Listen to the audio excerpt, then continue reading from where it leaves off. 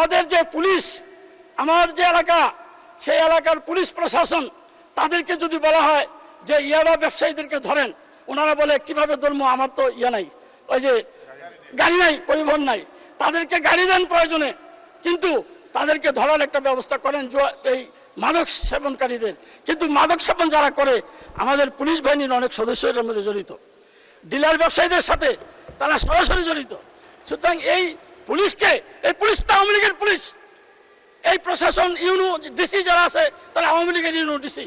তাদেরকে কি করা হয়েছে, হয়তো মসজিদ থানা থেকে ট্রান্সফার করে আপনি নারায়ণগঞ্জ থানায় দিয়েছেন, কিন্তু এরাই তো, এদের ভিতর থেকে আওয়ামী লীগের গন্ধ যায় নাই।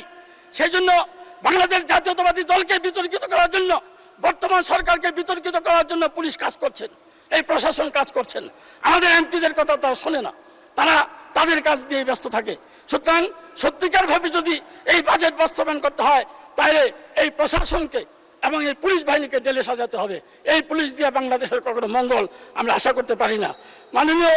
মাননীয় স্পিকার, আমার এলাকার রাস্তাঘাটের জরাজীর্ণ অবস্থা, এই ভাটেরচর থেকে হোমনা যাওয়ার যে রাস্তা, সেই রাস্তার অধিকাংশ অংশই ভাঙ্গা এবং তিতাসের অনেক অংশই ভাঙ্গা।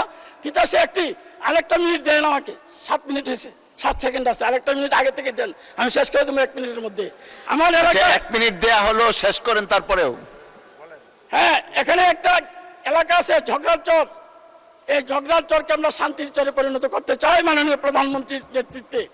এবং এই তিতাস নদীর পরে এখান থেকে আপনার এই গ্রামটি সম্পূর্ণ একটা দ্বীপ এলাকা, বিচ্ছিন্ন এলাকা। এখানে আমাদের মাননীয় এলজিআরডি মন্ত্রী, মাননীয় মহাসচিব, উনি পদক্ষেপ নিয়েছেন এই নদীর উপর সেতু নির্মাণ করার জন্য। সেই জন্য আমি মাননীয় মহাসচিবকে এবং আজকের আমাদের স্থানীয় সরকার যে মন্ত্রী, ওনাকে ধন্যবাদ।